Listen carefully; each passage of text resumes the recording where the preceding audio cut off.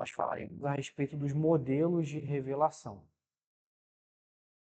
À guisa de introdução, eu quero lembrar vocês um pouco daquilo que nós conversamos na aula anterior, né?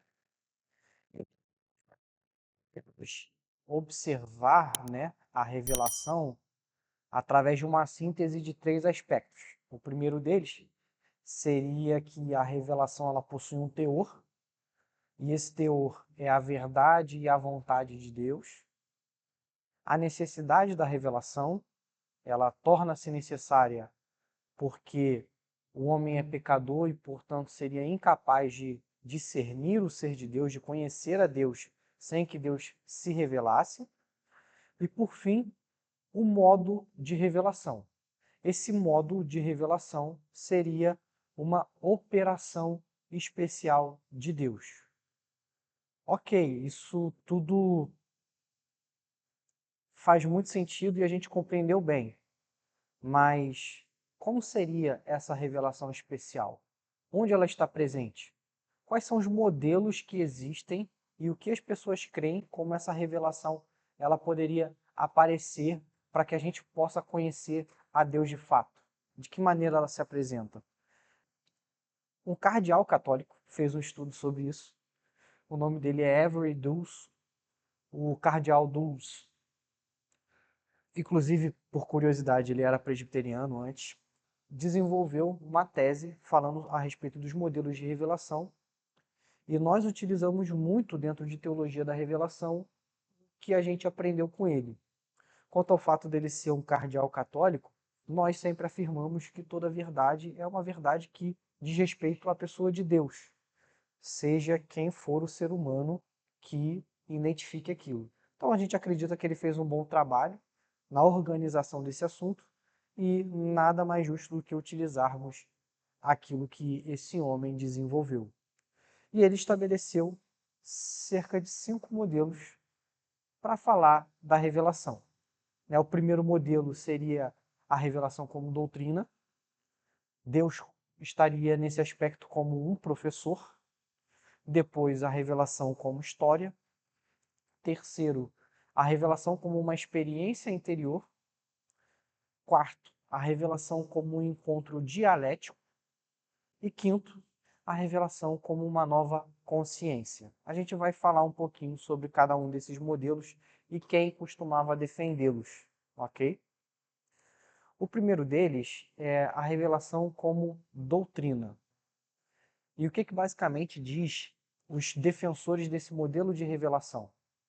Eles defendem que a revelação ela é proposicional.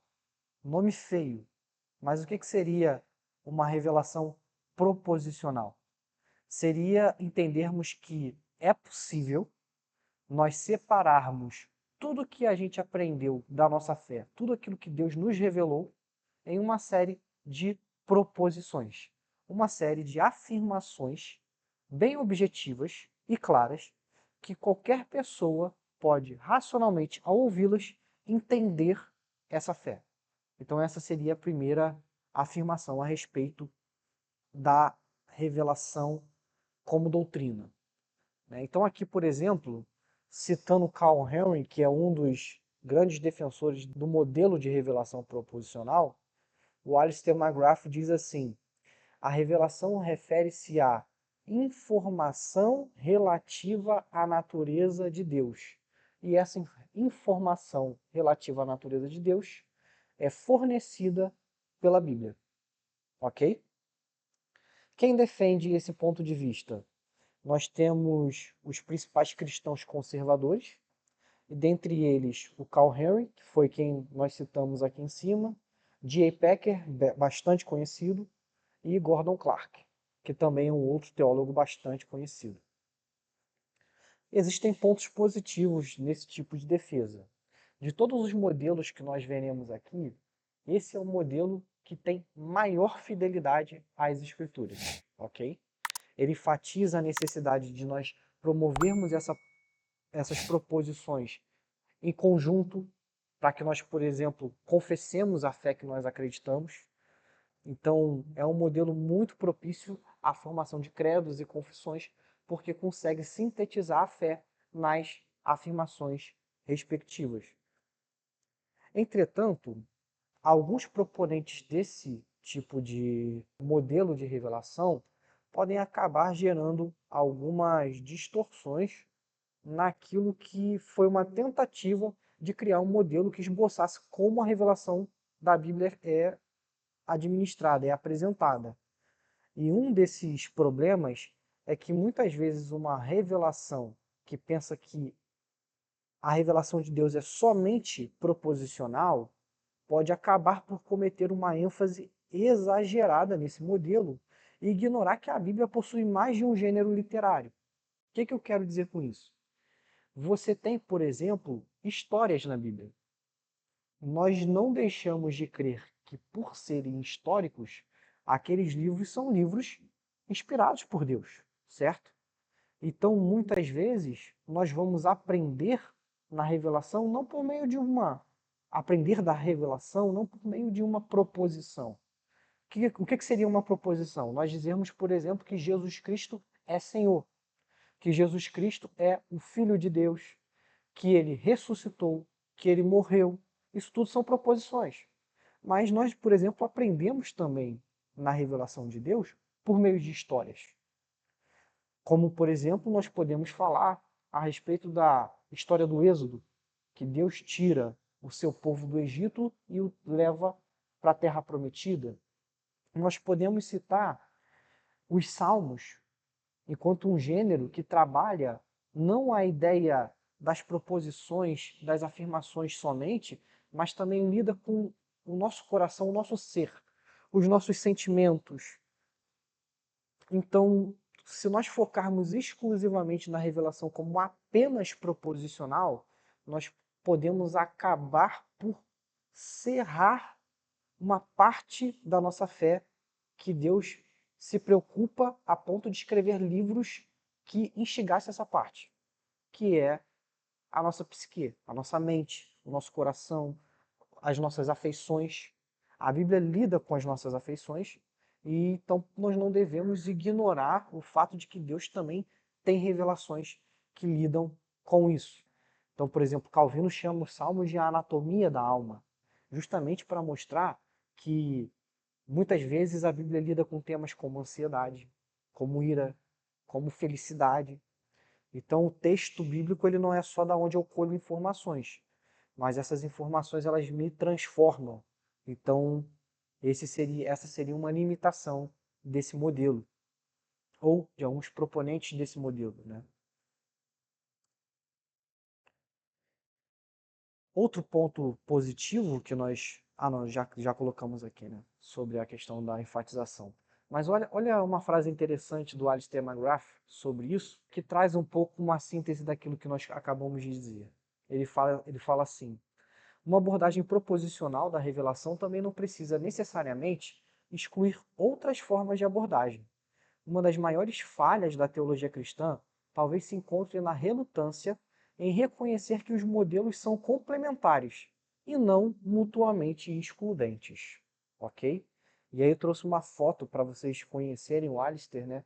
Ele que nós estamos estudando na Escola Dominical um livro que foi organizado por ele, né? Então fica uma recomendação do autor, tá bom? O segundo modelo que nós temos, né, é o modelo da revelação como história. Aqui eu queria fazer também uma aspas que eu acho bem interessante. A gente vai ler as justificativas dos modelos, como cada um deles se entende, e muitas vezes a gente vai olhar e vai falar assim: o que tem de errado nessa afirmação? A gente vai fazer essa pergunta algumas vezes, tá? E no frio, não há nada de errado com algumas afirmações que nós faremos aqui nessa noite. O grande problema é quando você faz essa afirmação em detrimento de outras afirmações. Então, muitas afirmações serão feitas aqui, abdicando de outras coisas. E aí é onde nós teremos os problemas dentro dos modelos de revelação. Então, a revelação como história, por exemplo, consiste na ideia de que Deus age como um ator. Ele se revela por meio dos seus atos na história, de forma que a Bíblia contém a palavra de Deus ao registrar tais atos. Vocês já ouviram esse termo? Alguém dizer isso? Dizer que a Bíblia contém a palavra de Deus? Né? Começa a surgir de alguns desses modelos de revelação.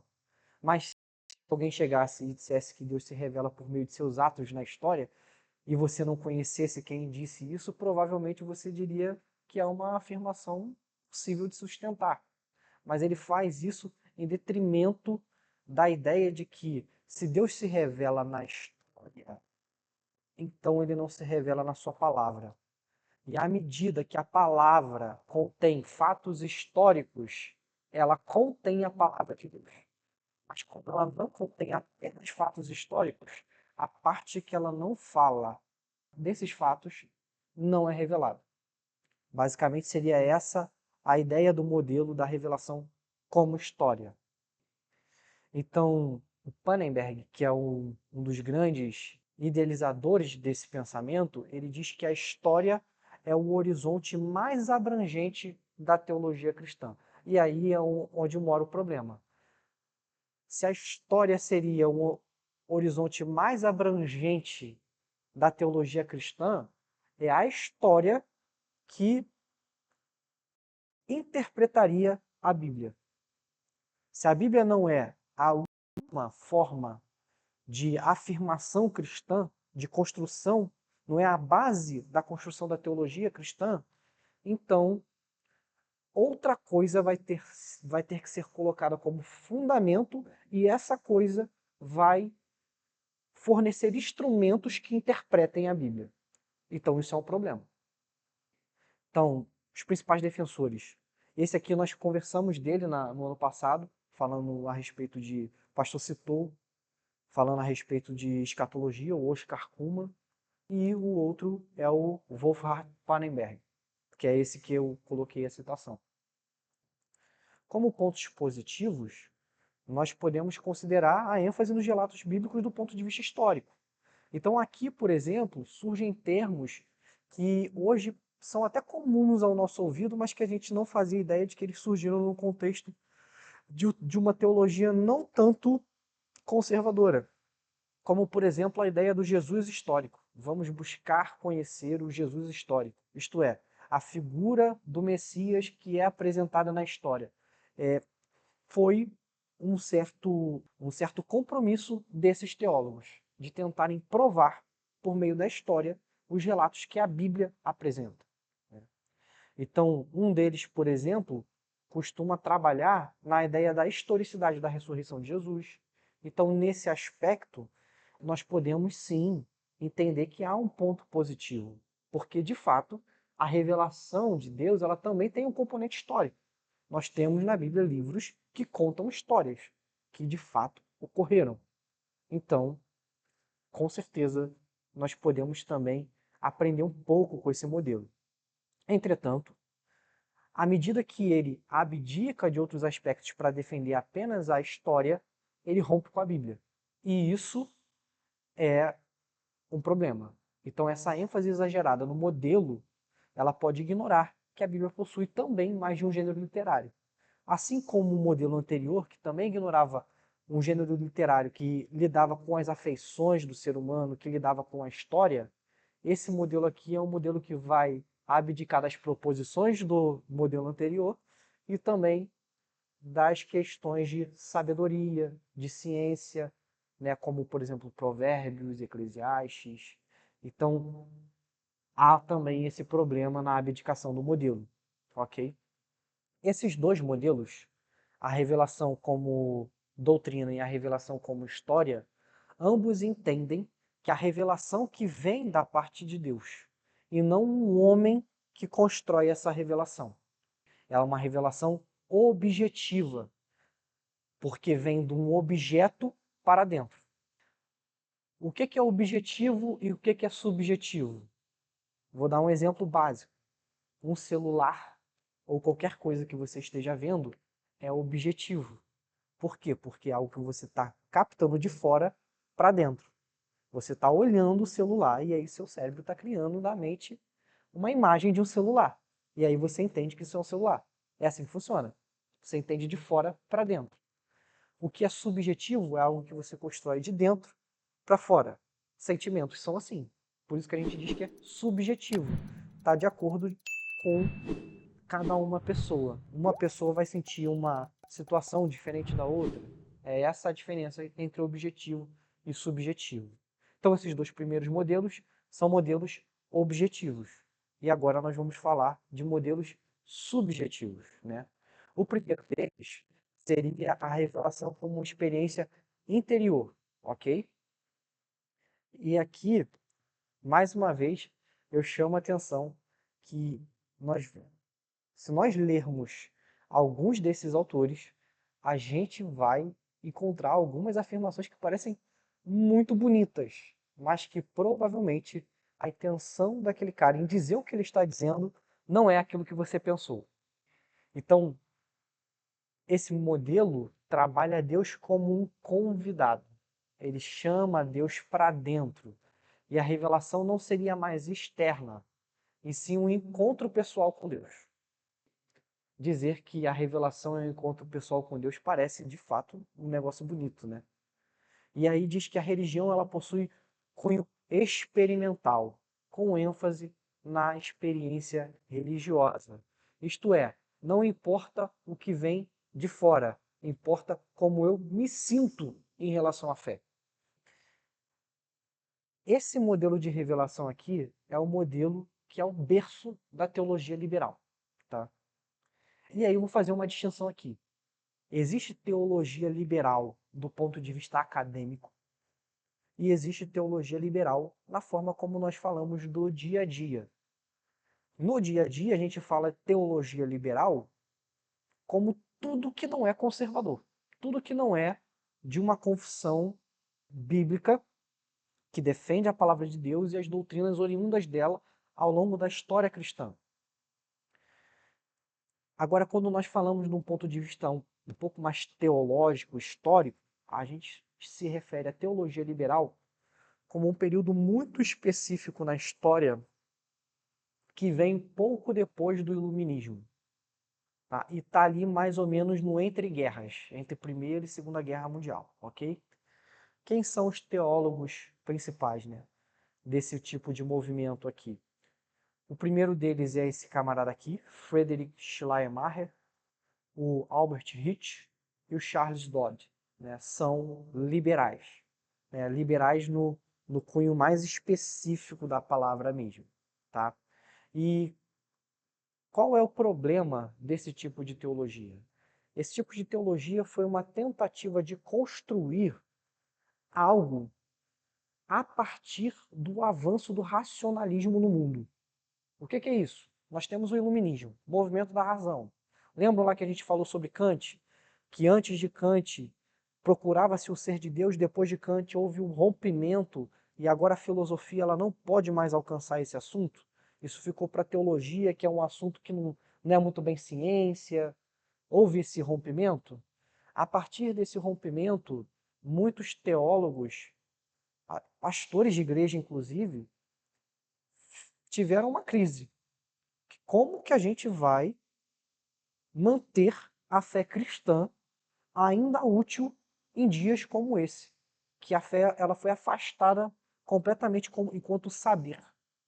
Como que a gente vai manter a fé e os nossos membros? E aí, a conclusão que eles chegaram é que a experiência religiosa ela ainda é válida e Deus se revela à medida que ele tem um encontro pessoal com cada indivíduo.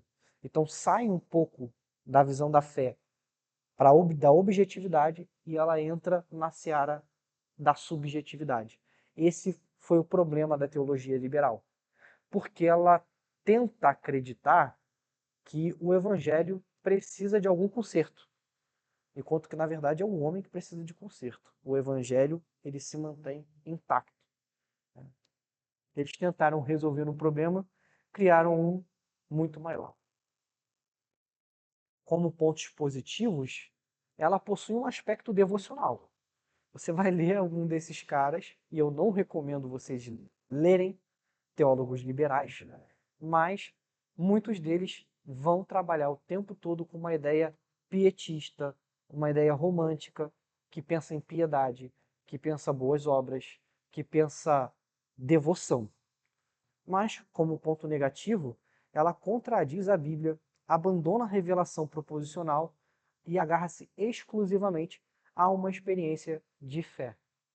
É interessante a gente pensar nisso, porque por mais que muitas pessoas hoje não sejam liberais no Brasil, existe um apelo muito grande a esse tipo de relação com a fé. Uma fé que seja necessariamente sentida, que você sinta Deus e escute menos o que Deus tem para falar objetivamente, tá? Isso é muito comum nos dias de hoje. Deus não está fora, nós não conseguimos alcançá-lo, ninguém consegue explicá-lo, portanto, vamos senti-lo. É muito comum isso.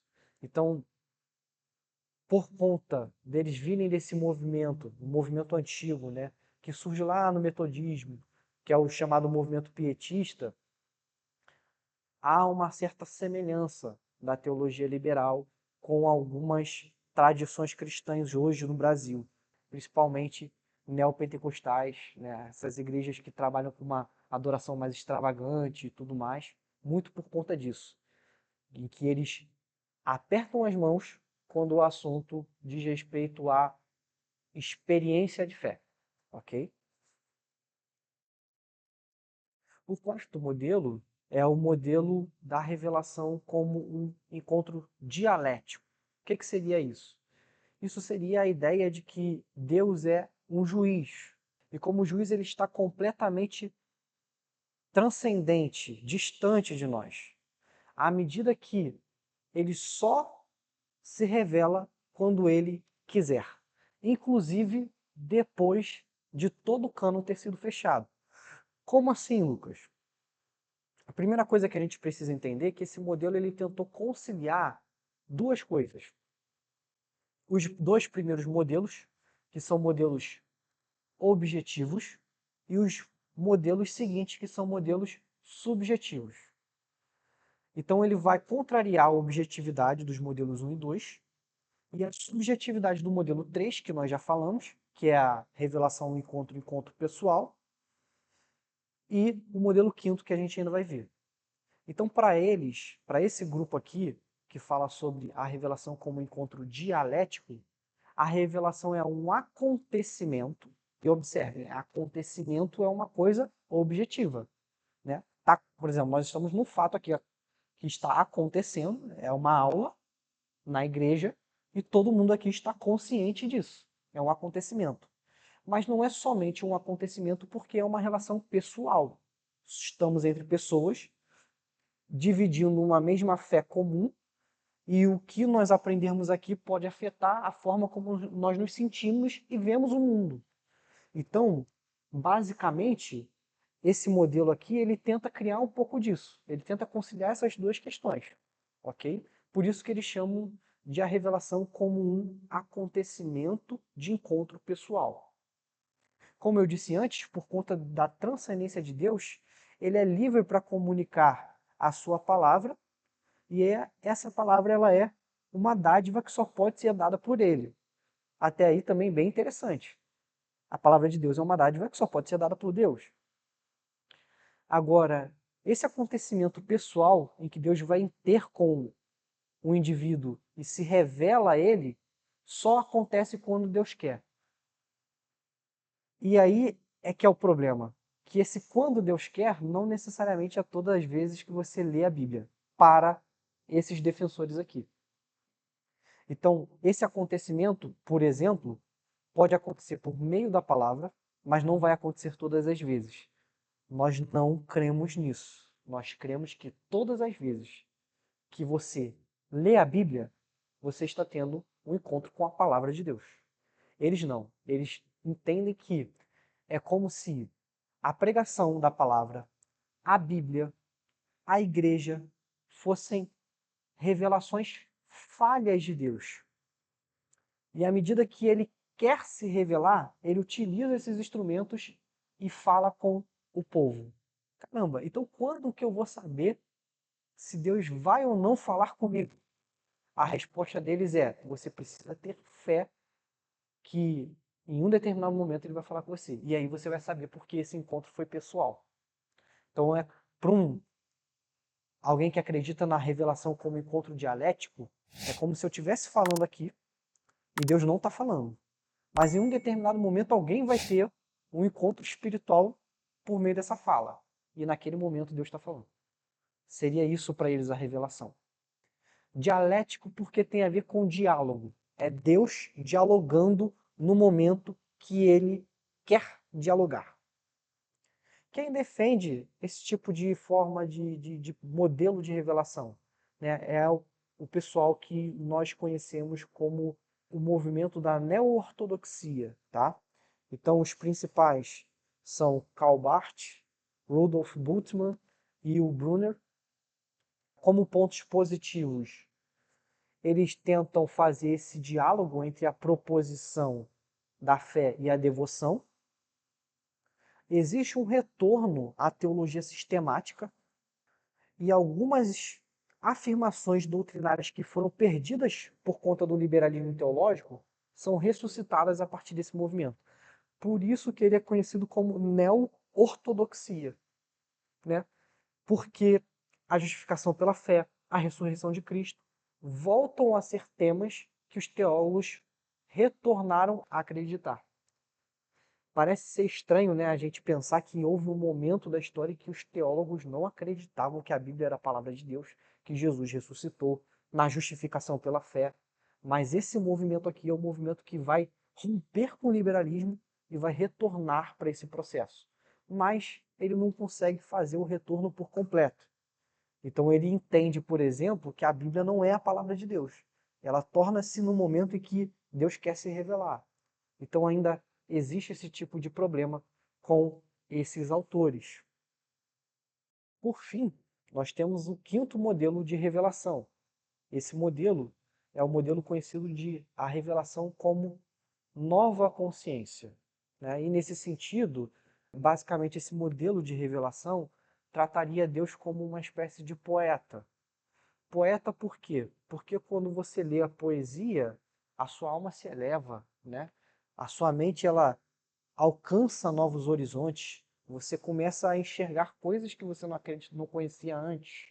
É mais ou menos isso? E é isso que esse grupo entende como a revelação. A revelação ela é uma elevação da mente. Não tem a ver com o conhecimento de Deus apreendido, mas um reconhecimento a partir de uma predisposição que é dada ao homem para que ele possa reconhecer Deus que sempre esteve onde esteve. Ok? Um dos defensores desse movimento, talvez o mais conhecido deles, é o Paul Tillich.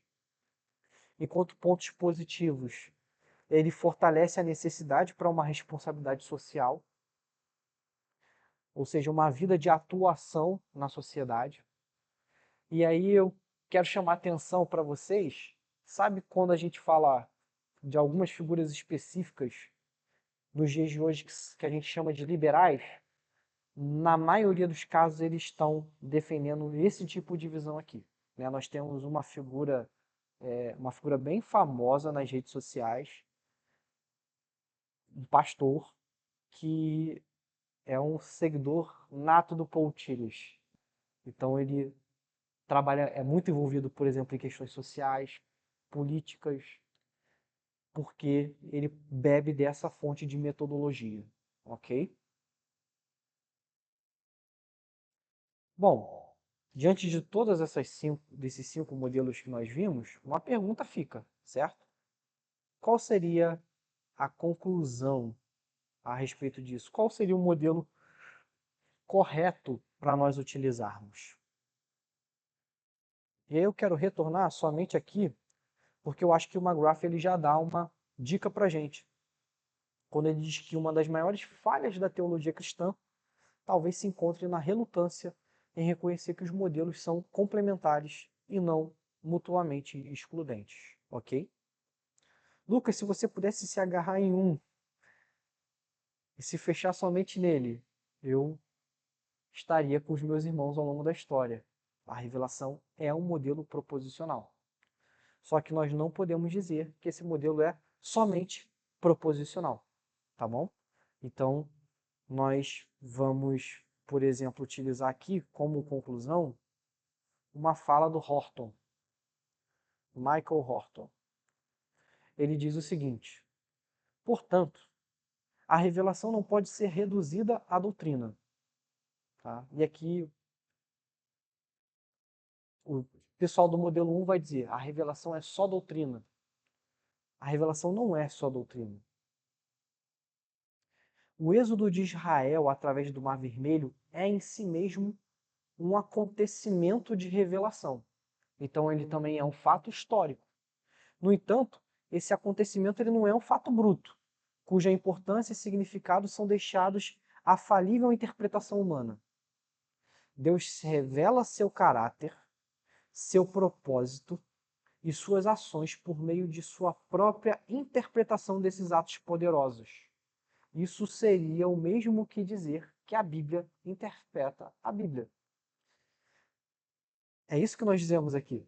As ações de Deus são interpretadas pelo próprio Deus. E ao fazer isso, ele revela proposições verdadeiras. Então, no Êxodo, que é um fato histórico, Deus mostra, por exemplo, a sua graça. E essa interpretação de olha como eu sou gracioso, eu tirei vocês da terra do Egito, fica para nós como uma proposição. Deus é gracioso, certo?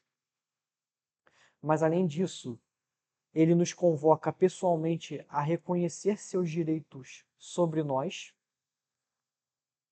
Isso demonstra o modelo 4, que há uma proposição e uma relação com Deus, e Deus se torna esse juiz das nossas vidas. Ele toma-se para nós. Esse mesmo ato de revelação toca a nossa experiência interior, porque a revelação de Deus ela lida com as nossas afeições e fornece uma nova consciência, que é nada mais nada menos do que a nossa regeneração. A nossa mente, o nosso coração passa a ser apto a reconhecer outras coisas que antes, em pecado, nós não conhecíamos, mas em formas que desafiam radicalmente, em vez de simplesmente confirmar nossos pressupostos, ideias e experiências. E tudo isso que ele diz, por que tudo isso acontece?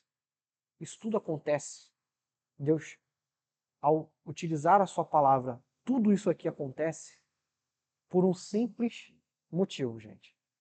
Porque a palavra de Deus, ela é viva, ok? Ela é viva. À medida que você lê o texto naturalmente, você recebe uma proposição do texto. Você recebe uma afirmação do texto. Mas essa afirmação ela não fica somente na sua mente. Ela transforma a sua mente. E à medida que você está fazendo um ato natural de receber informações, Deus faz um ato sobrenatural, transformando você e conformando você cada vez mais à imagem do seu Filho, Jesus Cristo. E tudo isso só pode acontecer porque ele surgiu e rompeu na história e viveu uma vida, e é essa vida que foi colocada no texto bíblico para que você lesse e fosse transformado.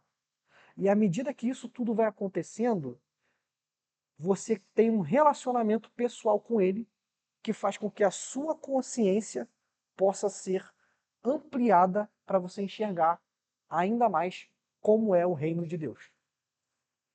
Compreender como isso tudo só acontece porque a palavra de Deus é viva.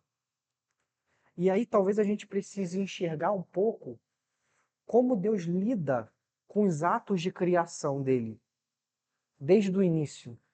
É muito nítida a formulação da criação de Deus por meio da sua fala. Deus fala e as coisas acontecem. Lá em Isaías, nós temos uma passagem que diz assim, que toda palavra que sai da minha boca, ela não vai voltar vazia, mas antes cumpre o seu propósito. Deus falando disso. Então Deus tem uma palavra viva e quando ele fala, essa palavra ela cria as coisas, ela gera coisas, ela tira as coisas do nada para passar ex nihilo para existência, né? Chama as coisas que não são e elas passam a ser. Isso é o ser de Deus. Isso é a revelação de Deus. Os atos de fala de Deus. E à medida que a fala, ela tem alguém que fala, um ouvinte e um discurso, tudo isso acontece por meio da conversa de Deus. E qual é a conversa de Deus? A sua palavra. Essa palavra é uma palavra falada. Ela é uma palavra inspirada. Só que o termo inspirado que nós temos na Bíblia, lá em Timóteo, não sei se vocês sabem, toda a escritura é divinamente inspirada por Deus, apta para o ensino, que está lá em 2 Timóteo 3. O termo ali é theopneustos, que significa soprado por Deus. Toda a escritura é soprada por Deus, é falada por Deus. Justamente por esse ato de revelação através do falar, essas coisas acontecem todas juntas. Então essa palavra ela é um ato discursivo.